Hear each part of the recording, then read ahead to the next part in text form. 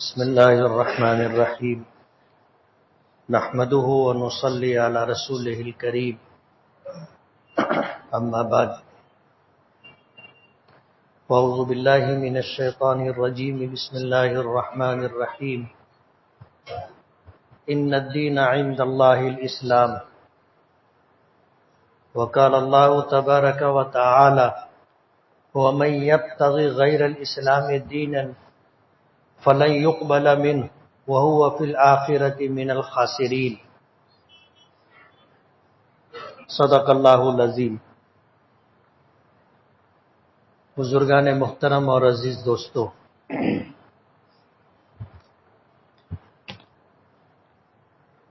اللہ تعالیٰ نے یہ کائنات پیدا فرمائی،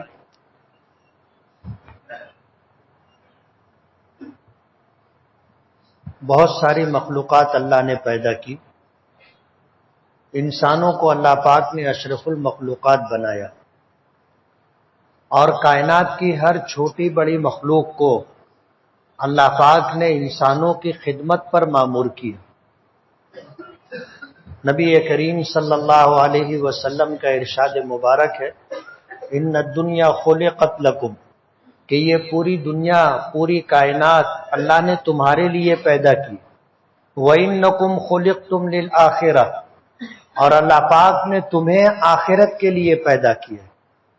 یہ تقسیم اس بات کی نشاندہی کرتی ہے جس کو ہم لوگ سنتے رہتے ہیں کہ اس کائنات کی تمام تر مخلوقات، آسمان ہے، زمین ہے، چاند ہے، سورج ہے، ستارے ہیں، جانور ہیں، چرند پرند، درخت، پھل پھول، اناج غلے، اور زمین میں جتنی بھی معدنیات ہے، یہ پوری کائنات اللہ نے انسانوں کی خدمت کے لیے پیدا کی ہے۔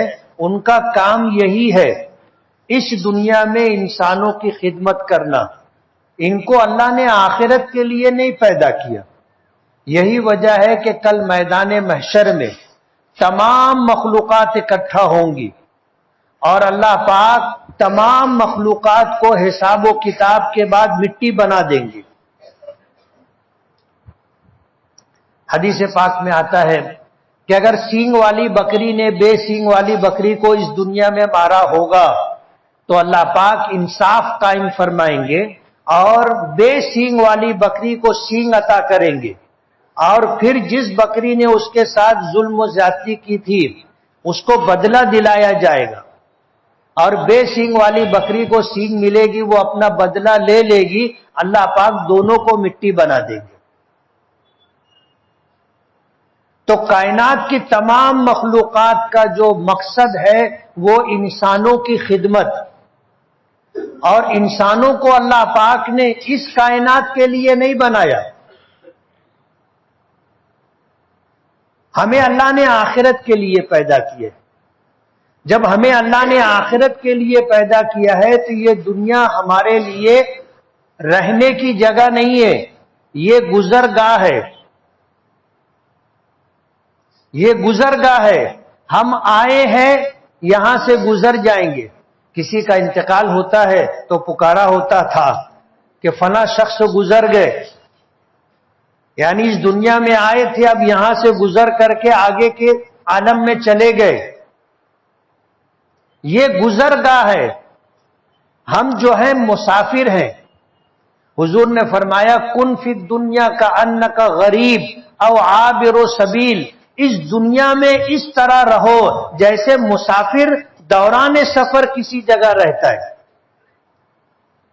آج اس مسجد کے اندر بہت سارے مہمان باہر سے آئے ہوئے، ہمارے اس مسجد کے ذمہ دار ضیاء حکیم صاحب کے بیٹے کا آج نکاح ہے، کافی مہمانوں کو انہوں نے بلایا ہے۔ ان کے ایک بھائی امریکہ سے آئے ہیں، راجستھان سے، گجرات سے، بمبئی سے، اور نہ معلوم کن کن علاقوں سے ان کے یہاں شادی میں شرکت کے لیے مہمان آئے ہیں۔ وہ ہمارے شہر میں پردیسی ہے، آپ سمجھ رہے ہو، یہاں رہنے کے لیے نہیں آئے ہیں، بحیثیت مہمان آئے ہیں، پردیسی ہیں۔ شادی کی نکاح کی تقریب ہو جائے گی، ولیمے کا پروگرام ختم ہو جائے گا، آپ ان کو روکو گے بھی تو وہ نہیں رکیں گے کہ رکیں گے. ہم ان کو بولیں گے اب یہیں رہ جاؤ، رہیں گے؟ نہیں رہیں گے. کن فی الدنیا کأنک غریب، اس دنیا میں تم رہو اس طرح جس طرح پردیسی کسی شہر میں جا کر کے رہتا ہے. او عابر سبیل، یا مسافر کی طرح رہو کہ مسافر اپنے وطن سے چلتا ہے، اس کو جہاں جانا ہے وہاں جائے گا، راستے میں مقامات سے گزرتا ہوا چلے گا.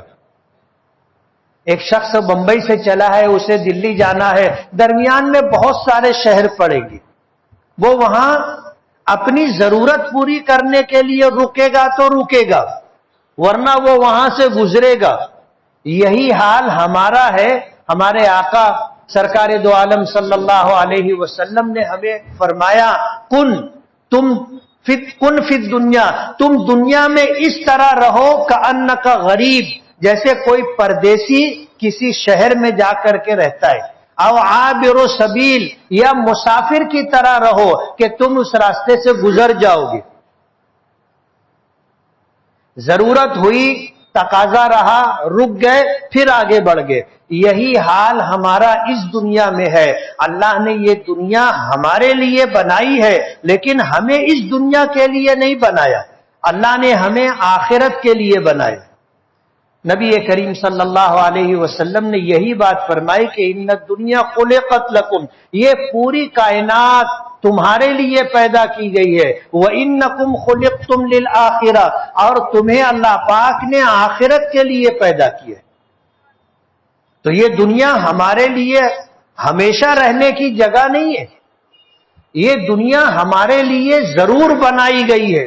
اور کائنات کی تمام تر مخلوقات کو، چاہے وہ مخلوق چھوٹی ہو یا بڑی ہو، اللہ نے اسے ہماری خدمت پر مامور کیا ہے.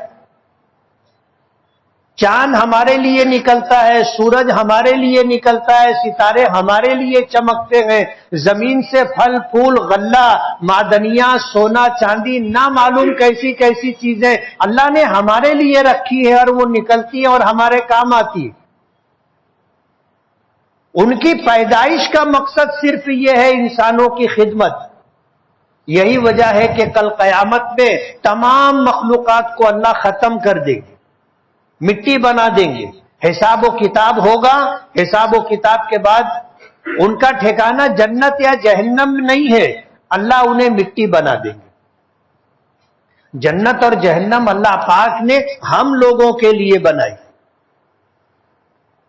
یہ دنیا ہمارے لیے ہمیشہ رہنے کی جگہ نہیں ہے، ہمیشہ رہنے کی جگہ ہمارے لیے آخرت ہے. یا تو انسانوں کا ٹھکانہ جنت میں ہوگا یا انسانوں کا ٹھکانہ جہنم میں ہوگا. حدیث پاک میں آتا ہے کہ اللہ پاک نے انسانوں کو پیدا کیا اور دونوں جگہ ان کا ٹھکانہ رکھا، جنت میں بھی جہنم میں بھی، دونوں جگہ ان کا ٹھکانہ ہے.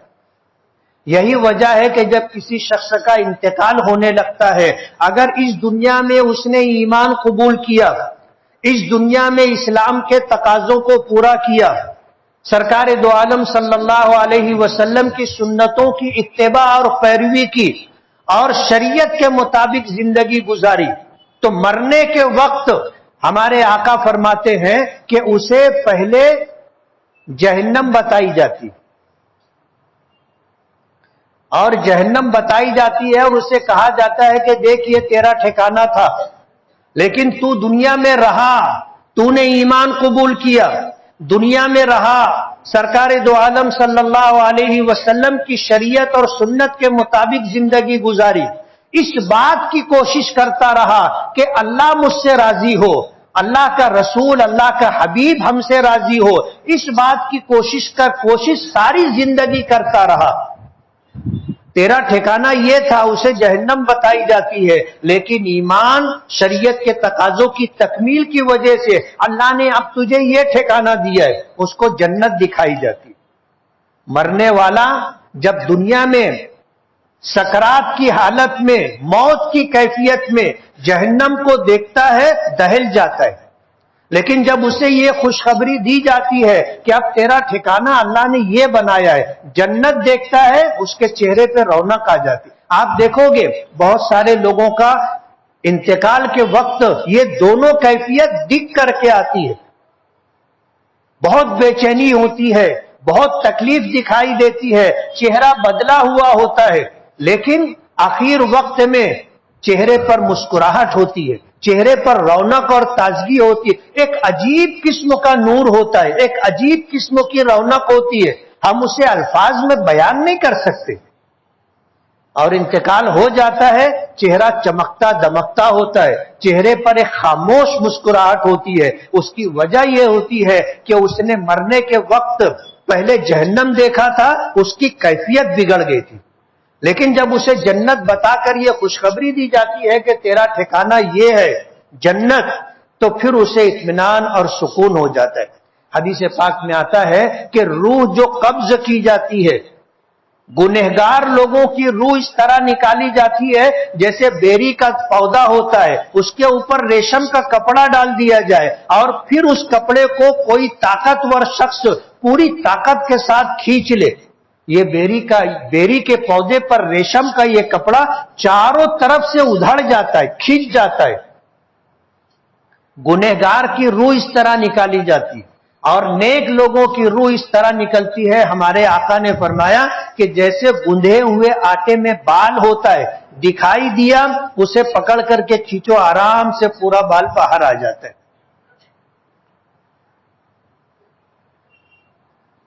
یہ انتقال کے وقت کیفیت ہوتی ہے۔ اور اگر کوئی ایسا شخص جو کافر ہو، مشرک ہو، اور اس نے اپنے آپ کو مسلمان سمجھا لیکن شریعت کے ایمان کے تقاضوں کو پورا نہیں کیا، شریعت و سنت کے مطابق زندگی نہیں گزاری، اور اس دنیا میں رہتے ہوئے اللہ کو راضی کرنے کی، ہمارے آقا جناب رسول اللہ صلی اللہ علیہ وسلم کو راضی کرنے کی کوشش نہیں کی، من مانی زندگی گزارتا رہا، من مانی زندگی گزارتا رہا، اور اس حالت میں دنیا سے گیا کہ اللہ ناراض تھے، اللہ کے نبی ناراض تھے۔ ایسی حالت میں میدان اس کو مرنے کے وقت مرنے کے وقت پہلے اسے جنت بتائی جاتی، دیکھ اللہ نے تیرے لیے یہ ٹھکانہ رکھا تھا، یہ ٹھکانہ۔ وہ دیکھتا ہے، اس کی کیفیت بدل جاتی، لیکن پھر جب اسے بتایا جاتا ہے کہ تو نے دنیا میں ایمان قبول نہیں کیا، اسلام قبول نہیں کیا، اللہ اس کے رسول کی شریعت و سنت کو پیش نظر نہیں رکھا، اللہ کو اور اس کے حبیب کو راضی کرنے کی کوشش نہیں کی، من مانی زندگی گزارتا رہا، اور اس دنیا سے گزر کر کے تو اب آ رہا ہے، دیکھ تیرا ٹھکانہ یہ ہے، اسے جہنم بتائی جاتی۔ جہنم دیکھ لیتا ہے، اس کا چہرہ کالا پڑ جاتا ہے، وہ سمجھ جاتا ہے کہ اب مجھے یہاں رہنا پڑے گا۔ آج اللہ کا بہت بڑا احسان ہے کہ اللہ نے ہمیں ایمان اپنے فضل سے عطا کیا، یہ اللہ کا انعام ہے، اس کا کرم ہے۔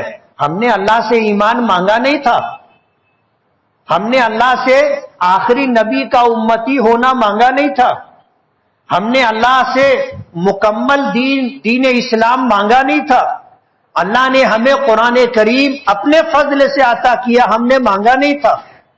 مسلمان ماں باپ کی گود میں ہمیں ڈال دیا، ماں باپ کے مسلمان ہونے کے طفیل اور صدقے میں ہم مسلمان ہیں۔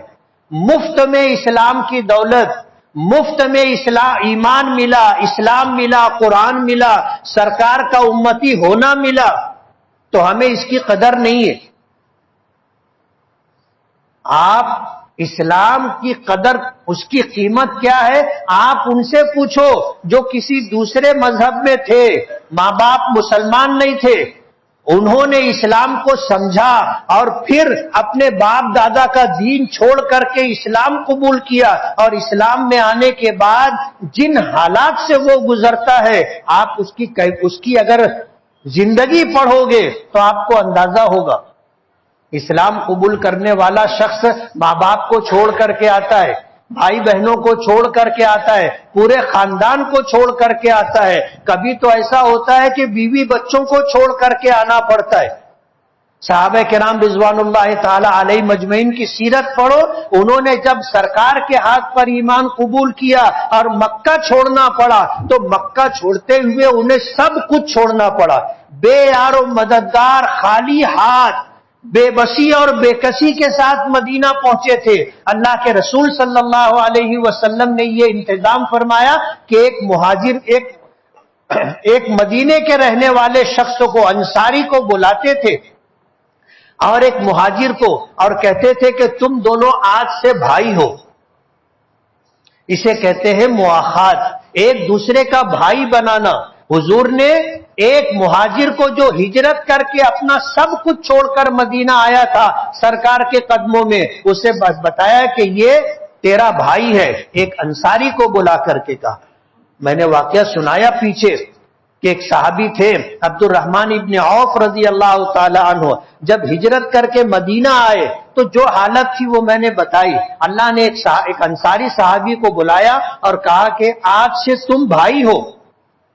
سرکار کے فرمان کو، حکم کو انہوں نے سر آنکھوں پر رکھا۔ عبد الرحمن ابن عوف کو اپنے گھر لے گئے، پردے کا حکم نازل نہیں ہوا تھا، ان کی 2 بیویاں تھیں، دونوں کو بلایا اور بلا کر کے کہا کہ یہ دونوں میری بیویاں ہیں، ان میں تمہیں جو پسند ہو کہو، میں اسے طلاق دے دیتا ہوں، عدت گزر جائے گی، تم نکاح کر لینا۔ میرے یہ 2 مکانات ہیں، جو مکان تمہیں پسند ہو وہ مکان تم لے لو۔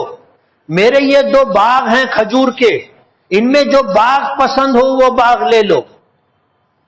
حضرت عبد الرحمن ابن عوف رضی اللہ تعالی عنہ نے کہا تھا کہ اللہ تعالیٰ بارک اللہ فی اہلک و مالک، اللہ تعالیٰ تمہاری جان میں، مال میں برکت دے، دلونی الی السوق، مجھے آپ بازار کا راستہ بتا دو، بس مجھے صرف آپ بازار کا راستہ بتا دو، آپ کا ساتھ، آپ کی رفاقت، آپ کی سرپرستی میرے لیے کافی ہے، آپ کا مال، آپ کو، آپ کے اہل و عیال، آپ کو مبارک، مجھے صرف بازار کا راستہ بتا دو۔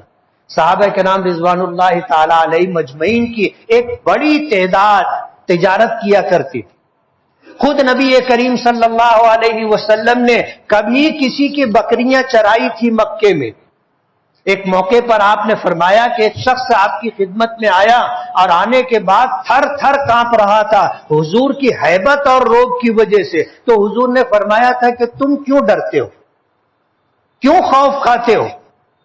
میں اس ماں کا بیٹا ہوں جو سوکھا گوشت کھایا کرتی تھی۔ اور پھر آپ نے صحابہ کرام سے فرمایا کہ میں نے مکے والوں کی بکریاں چند قیراط پر چرائی ہیں، لیکن ایک وقت آیا کہ حضرت خدیجۃ الکبریٰ رضی اللہ تعالی عنہا جو اپنا مال لوگوں کو مزاربت پر دیا کرتی تھی کہ مال میرا ہوگا، محنت تمہاری ہوگی، جو نفع ہوگا وہ آدھا آدھا ہوگا۔ آپ کے چچا ابو طالب جن کی پرورش میں سرکار تھے، انہوں نے کہا کہ بھتیجے کچھ کام کرو، اور پھر رہنمائی کی تو آپ حضرت خدیجہ کے یہاں پہنچے۔ حضرت خدیجہ نے دیکھا کہ صف میں، لائن میں ایک آدمی ایسا بھی کھڑا ہے جو پہلی مرتبہ آیا، اسے بلوا کر کے کنارے بٹھا لیا۔ یہ لائن ان لوگوں کی تھی جو حضرت خدیجہ کا مال لے کر کے، تجارت کر کے حساب و کتاب دینے کے لیے آئے تھے۔ اس لیے ہمارے آقا کو ایک طرف بلا لیا، اس معاملہ نمٹ جانے کے بعد ان سے بات کی تو حضور پاک صلی اللہ علیہ وسلم نے اپنا مدعا رکھا، حضرت خدیجہ نے اپنا مال دیا، حضور ملک شام تشریف لے گئے، لیکن حضور کے ساتھ انہوں نے اپنے غلام کو ساتھ میں رکھا کہ تم ساتھ میں جاؤ، اور حضور سے فرمایا کہ یہ تجارت کرنے میں آپ کی مدد کرے گا، اسے تجارت کا تجربہ ہے۔ حضرت خدیجہ کا غلام ساتھ میں گیا، ملک شام گئے اور آئے۔ اس راستے میں جو محیر العقول واقعات پیش آئے کہ جب دھوپ کا وقت ہوتا تھا تو ابر آپ کے اوپر سایہ کرتا تھا، کسی درخت کے قریب سے گزرتے تھے تو ٹہنیاں جھک کر کے سلام کرتی تھی، کسی پتھر کی چٹان کے قریب سے گزرے تو وہ پتھر کی چٹان آپ کو سلام کرتی تھی۔ یہ سب کچھ دیکھا اور اللہ نے اتنا نفع دیا کہ کسی شخص نے کسی ایک سفر کے اندر اتنا نفع کبھی نہیں کمایا تھا۔ حضور جب واپس آئے تو حضرت خدیجۃ الکبریٰ رضی اللہ تعالی عنہا کے غلام نے سارے واقعات سنائے، اور پھر حضرت خدیجہ نے جب حساب لیا تو نفع اتنا تھا کہ آج تک کسی کو اتنا نفع نہیں ملا تھا، اور کسی نے ایسا حساب پیش نہیں کیا تھا ایمانداری اور دیانتداری کے ساتھ۔ حضرت خدیجہ رضی اللہ تعالی عنہا نے نفع کے دو حصے کیے، آدھا سرکار کو دیا، آدھا اپنے پاس رکھا، لیکن اللہ نے دل میں بات ڈال دی، اور یہ تھا کہ ان سے رشتہ ہو جائے، تو انہوں نے اپنے حصے کا نفع بھی حضور کو دے دیا۔ جب یہ لے کر کے آپ اپنے چچا کے گھر آئے تو ابو طالب نے دیکھا، تو دیکھنے کے بعد وہ بھی حیران ہو گئے۔ حضرت خدیجہ نے اپنی ایک سہیلی کے ذریعے حضور کے یہاں رشتہ بھیجا، ابو طالب نے اسے قبول کیا اور حضرت خدیجہ نکاح میں آ گئی۔ حضور نے ساری زندگی تجارت کی، جب تک اللہ پاک کی طرف سے اس بات کی خوشخبری نہیں آئی، بشارت نہیں آئی کہ اب تمہیں تجارت کی ضرورت نہیں ہے، تمہاری ذمہ داری ہم پر ہے۔ اللہ نے انتظام کر دیا، پھر حضور دعوت و تبلیغ میں لگے رہے، لیکن آپ نے تجارت کر کے لوگوں کو بتایا کہ ایمانداری کیا چیز ہوتی ہے اور ایمانداری کی خیرات و برکات کیا ہوتی ہے۔ آج مسلمان کمانے کے چکر میں حلال اور حرام کی پرواہ نہیں کرتا۔ آج ہمارا خیال صرف اتنا ہے کہ مال زیادہ سے زیادہ آنا چاہیے، نفع زیادہ سے زیادہ ملنا چاہیے، کوئی مرتا ہو تو مرے، کوئی ڈوبتا ہو تو ڈوبے، کسی کا دیوالیہ نکلتا ہو تو نکلے۔ آدمی صرف آج مفاد پرست ہو گیا ہے، اپنے آپ کو دیکھتا ہے، حلال اور حرام کی بھی پرواہ نہیں کرتا، جائز اور ناجائز کا بھی خیال نہیں رکھتا، کسی کا دل دکھ رہا ہے، کسی کے ساتھ تکلیف کا معاملہ، اس کی بھی پرواہ نہیں کرتا۔ حالانکہ حدیث پاک میں آتا ہے نبی کریم صلی اللہ علیہ وسلم نے دعا فرمائی ان تاجروں کے لیے کہ رحم اللہ رجلا سمحا اذا باع و اذا اشترى، کہ اللہ تعالیٰ اس بندے پر رحم فرمائے جو جب وہ خریدے تو اور جب وہ بیچے تو لوگوں کے ساتھ رعایت کرے، درگزر کا معاملہ کرے۔ اور حضور کی دعا ہے، ہمارا ایمان ہے کہ وہ کام جس کے کرنے پر نبی کریم صلی اللہ علیہ وسلم نے دعا دی ہے، آپ کی دعا یقیناً بارگاہ الہی میں مقبول اور مستجاب ہے۔ درگزر کرنے والے اور تجارت کے معاملات میں، کاروبار کے معاملات میں لوگوں کے ساتھ رعایت کرنے والوں کے جان میں، مال میں اللہ پاک وہ برکتیں دیتا ہے جو اس کی ساری زندگی کی محنت اور جدوجہد کے بعد بھی نہیں ملے گی۔ ساری زندگی حضور نے اور صحابہ کرام کی ایک بڑی تعداد نے تجارت کی ہے۔ حضرت عبد الرحمن ابن عوف نے کہا تھا مجھے تم بازار کا راستہ بتا دو کہ مدینے میں بازار کہاں ہے۔ انہوں نے راستہ بتا دیا، راستہ دیکھ لینے کے بعد صبح سے شام تک وہاں خرید و فروخت تو چھوٹا موٹا کام کرتے رہے۔ شام کو جب گھر واپس آئے اپنے انصاری بھائی کے تو پنیر لے کر کے آئے، یہ نفع تھا۔ اور اس دن سے تجارت شروع کی، ساری زندگی تجارت کرتے رہے، نوکری نہیں کی، ساری زندگی تجارت کی۔ ایک وقت تھا کہ مدینہ منورہ میں قحط سالی تھی، لوگوں کے پاس کھانے کے لیے اناج نہیں تھا، قحط سالی کی کیفیت تھی۔ حضرت جمعہ کا دن تھا، جمعہ کی نماز کا وقت تھا، اور لوگوں کو خبر ملی کہ عبد الرحمن ابن عوف کا تجارتی قافلہ ملک شام سے غلہ لے کر کے آ رہا ہے، تو لوگ مسجد چھوڑ کر کے غلہ خریدنے کے لیے چلے گئے۔ کیفیت یہ تھی کہ گھر میں بیوی بھوکی ہے، ماں باپ بھوکے ہیں، بچے بھوکے ہیں، کھانے کے لیے کچھ مل نہیں رہا ہے۔ بازار میں بھی پیسہ ہے، خریدنے کی طاقت ہے، لیکن بازار میں نہ گیہوں ہے نہ غلہ ہے، کچھ بھی نہیں ہے۔ یہ خبر ملی، لوگ بازار کی طرف چلے گئے۔ حضرت عائشہ صدیقہ رضی اللہ تعالی عنہا نے شور سنا، پوچھا کیا بات ہے؟ کسی نے بتایا کہ عبد الرحمن ابن عوف کا تجارتی قافلہ آیا ہے، غلے سے لدا ہوا، پہلا اونٹ مدینہ منورہ میں، اور اونٹ کے اس قطار کا، لائن کا آخری اونٹ ملک شام میں، اتنا بڑا تجارتی قافلہ غلے کے ساتھ آیا تھا۔ حضرت عائشہ صدیقہ رضی اللہ تعالی عنہا نے کہا اللہ تعالیٰ عبد الرحمن ابن عوف پر رحم فرمائے، اللہ تعالیٰ عبد الرحمن ابن عوف پر رحم فرمائے۔ یہ جملہ لوگوں کے درمیان ہوتا ہوا حضرت عبد الرحمن ابن عوف تک پہنچ گیا۔ حضرت عبد الرحمن ابن عوف نے جب یہ جملہ سنا، اس کا اہل عرب کے یہاں جو مفہوم و مطلب ہے وہ کچھ اور ہے۔ یہ جملہ جب کہا جاتا ہے اللہ آپ پر رحم کرے، اس کا مطلب یہ ہوتا ہے کہ جو کام تم کر رہے ہو اس کام میں تمہارے لیے تکلیف ہے، اللہ تم پر رحم کرے۔ عبد الرحمن ابن عوف آئے اور کہا کہ ام المومنین آپ نے یہ بات فرمائی ہے؟ حضرت عائشہ نے کہا کہ ہاں۔ تو حضرت عبد الرحمن ابن عوف نے پوچھا کہ ام المومنین آپ مجھے بتائیں گے کہ اس کا بیک گراؤنڈ اور پس منظر کیا ہے؟ تو حضرت عائشہ رضی اللہ تعالی عنہ نے فرمایا کہ ہاں، اور پھر فرمایا کہ میرے آقا نے یہ بات کہی ہے کہ کل قیامت کے دن میدان محشر میں ایک غریب آدمی امیر آدمی کے مقابلے میں 500 برس پہلے جنت میں جائے گا۔ سمجھ گئے وہ، سمجھ گئے۔ اور اس کے بعد پورا تجارتی قافلہ جو غلوں سے غلے کے ساتھ آیا تھا اہل مدینہ پر تقسیم کر دیا، مفت میں بانٹ دیا۔ تجارت کیسے کی جاتی ہے ہمارے آقا نے ایک ایک چیز بتائی ہے۔ یہ ہماری کم علمی ہے یا ہماری کوتاہی ہے کہ ہم نے جاننے کی کوشش نہیں کی کہ تجارت کس طرح کرنی چاہیے، اور ہمارے آقا نے تجارت کے جو گر بتائے ہیں، تجارت کے جو اصول بتائے ہیں، اس کے مطابق تجارت کی جائے تو عبد الرحمن ابن عوف کی طرح اللہ تعالیٰ کاروبار میں برکت عطا کرتے ہیں۔ حضرت عبد الرحمن ابن عوف کا جب انتقال ہوا، بخاری شریف کی روایت ہے، ان کی 4 بیویاں تھیں، اور اس زمانے میں بیویوں کو جو چاروں کو ملا تھا 12.5 لاکھ درہم ملے تھے۔ آپ کو پتا ہوگا کسی کا انتقال ہوتا ہے تو اس کے کل مال کا 8واں حصہ بیوی کو ملتا ہے۔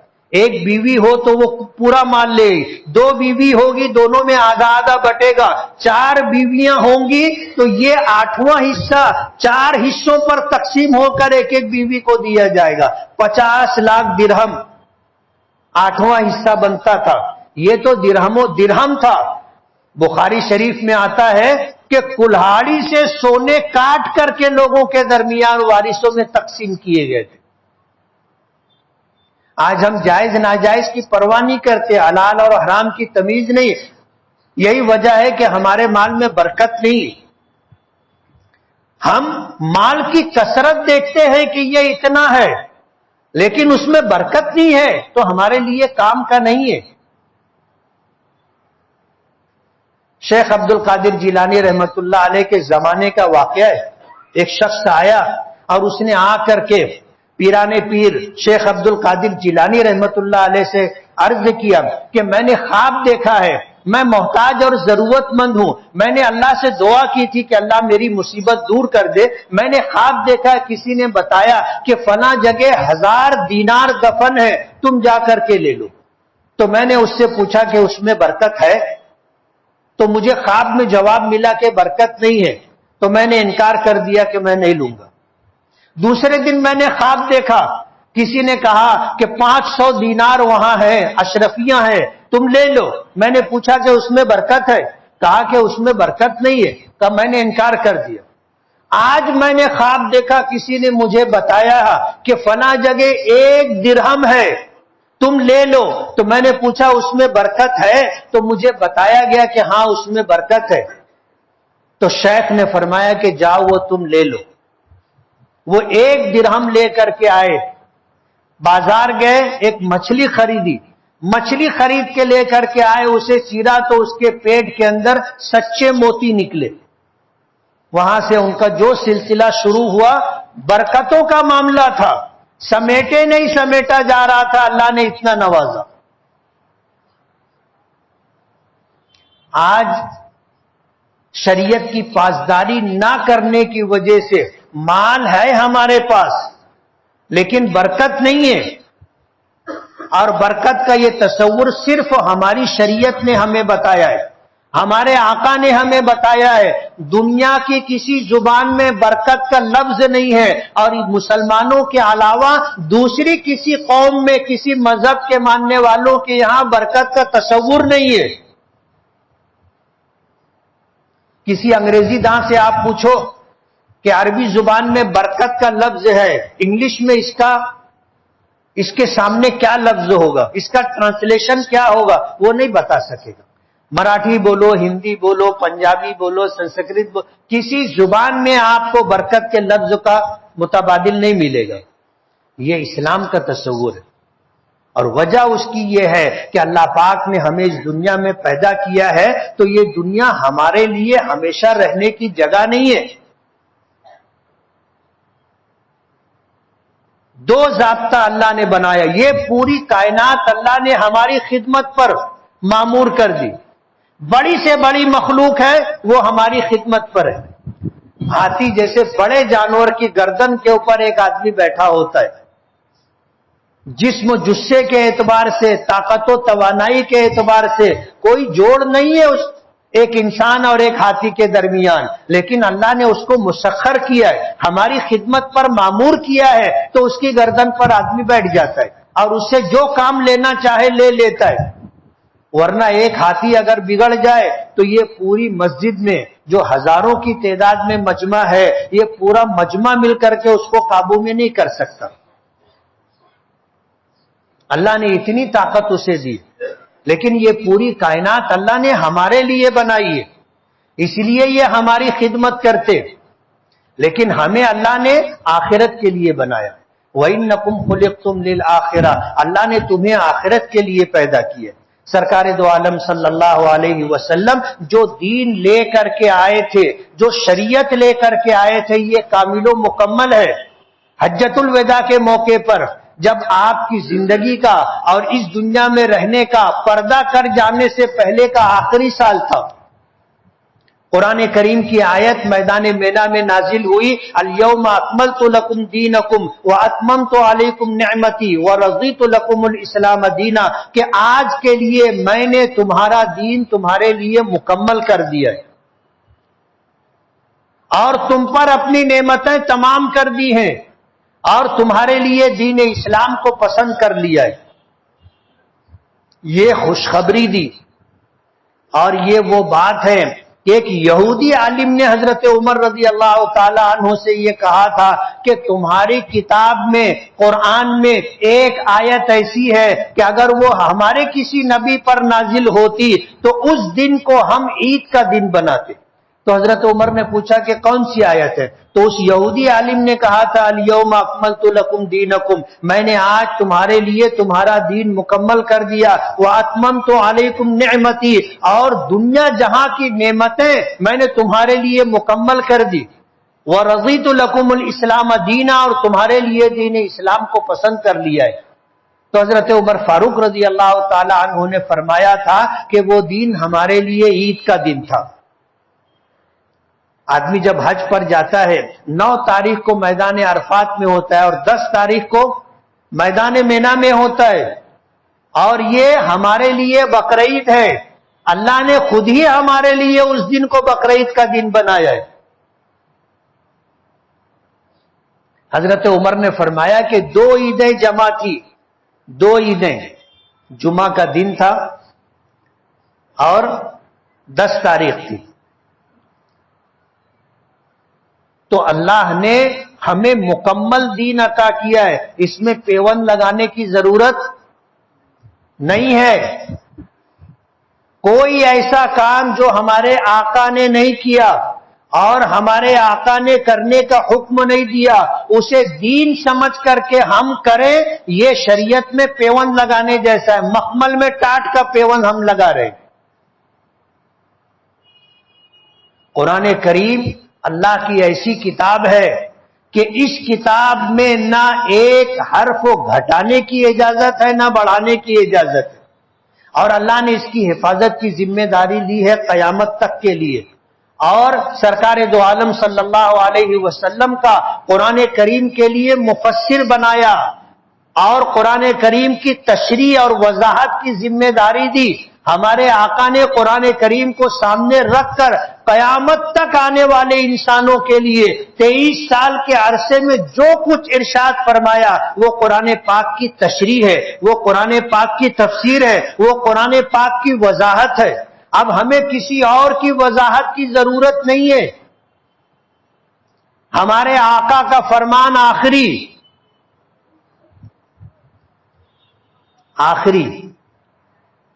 ہم اس کے مقابلے میں کسی دوسرے کی بات مان نہیں سکتے، قبول نہیں کر سکتے۔ میں اگر بندہ ہوں تو اللہ کا، میں اگر امتی ہوں تو سرکار دو عالم صلی اللہ علیہ وسلم کا۔ یہ دین مکمل دین اللہ پاک نے ہمیں دیا ہے، مکمل شریعت اللہ پاک نے ہمیں دی ہے۔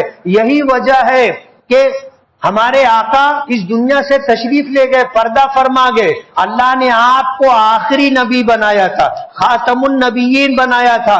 آپ کا فرمان ہے انا خاتم النبیین لا نبی بعدی، کہ میں خاتم النبیین ہوں، میرے بعد کوئی نبی قیامت تک آنے والا نہیں ہے، لیکن میری شریعت، میرا دین قیامت تک رہے گا۔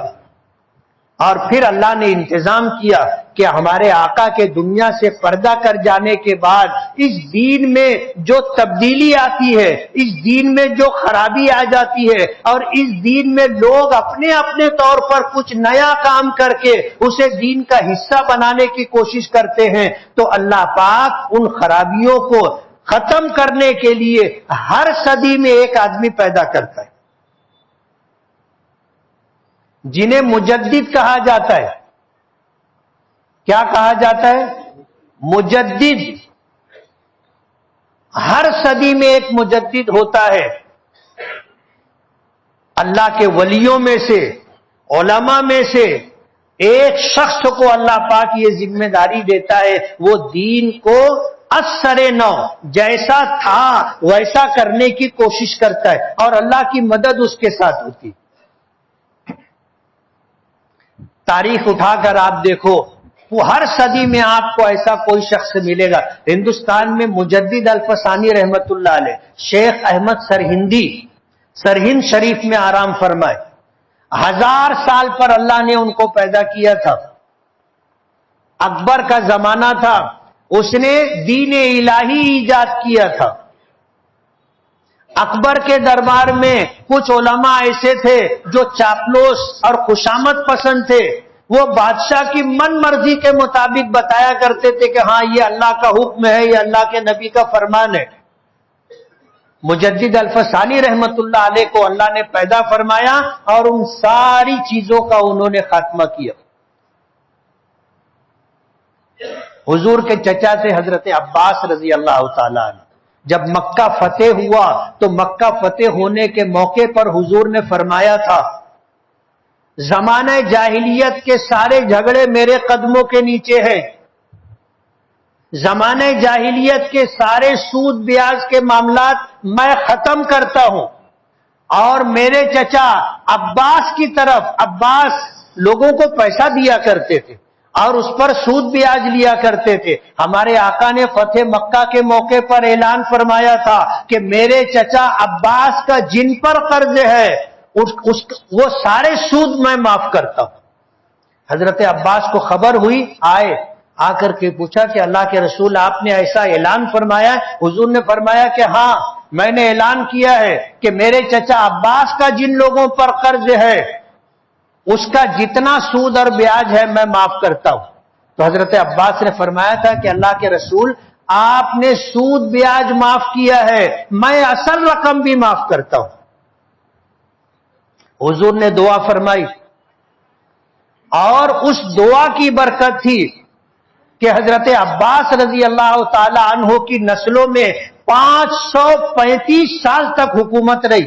آپ تاریخ اٹھا کر کے دیکھ لیں کہ کسی ایک خاندان نے 535 سال تک حکومت نہیں کی. خلفائے بنو عباسیہ کا نام سنے ہوں گے، ان کا اقتدار 535 سال تک رہا.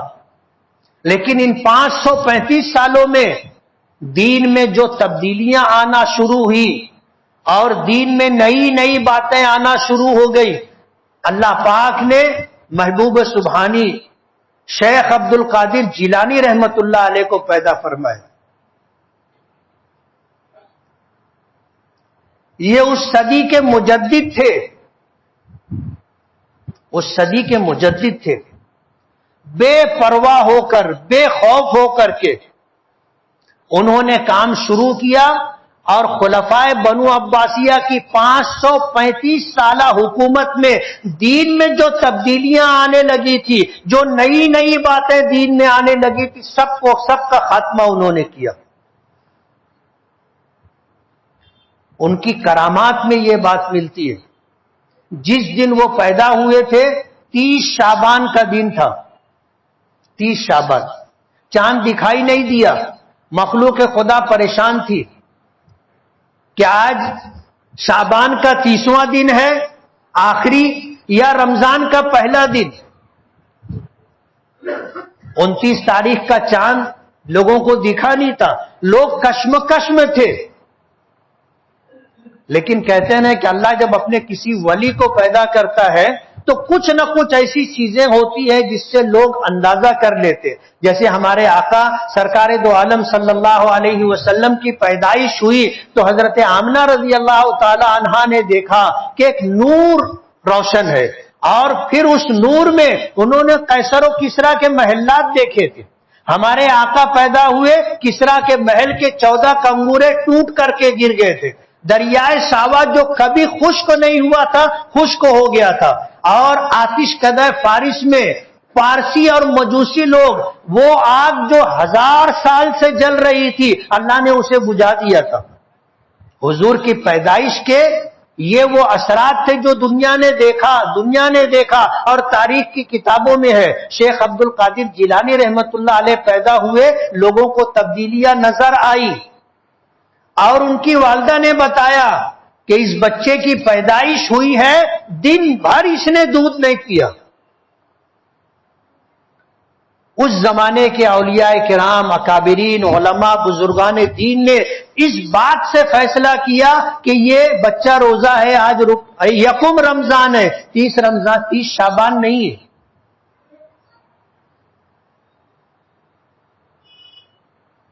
مجدد الفسانی رحمت اللہ علیہ 1000 سال پر آئے تھے اور خلفائے بنو عباسیہ کے 535 سالہ زمانے حکومت میں دین میں جو خرافات اور نئی نئی باتیں آ گئی تھی. شیخ عبد القادر جیلانی رحمت اللہ علیہ اس صدی کے مجدد تھے. وقت ختم ہو گیا ہے، کافی زیادہ ہو گیا ہے، ورنہ میں آپ کو بتاتا کہ مجدد کون ہوتا ہے اور اس کے آنے سے اللہ پاک اس سے کیا کام لیتے.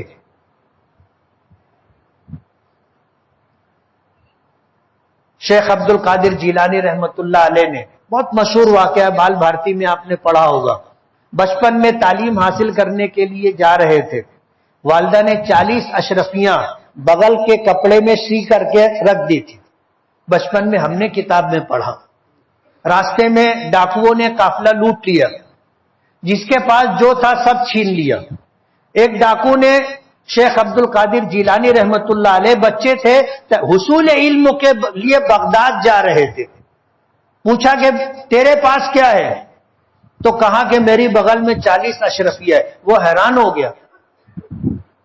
ان کو لے کر کے اپنے سردار کے پاس پہنچا، پوری بات بتائی تو سردار نے پوچھا کہ کیا ہے؟ کہا کہ میرے پاس 40 اشرفیاں ہیں. دیکھا گیا تو ان کے بغل میں 40 اشرفیاں تھی. ڈاکوؤں کے سردار نے کہا کہ یہ تو چھپا ہوا تھا، یہ دینار اشرفیاں چھپی ہوئی تھی، تیرے علاوہ کسی کو معلوم نہیں تھا، تو نے بتا کیوں دیا؟ کہا کہ میری والدہ کی نصیحت یہ تھی کہ کبھی جھوٹ مت بولنا. میں کیسے کہہ سکتا تھا کہ میرے پاس کچھ نہیں؟ اس بات کو اللہ نے ان ڈاکوؤں کے لیے ہدایت کا ذریعہ بنا دیا۔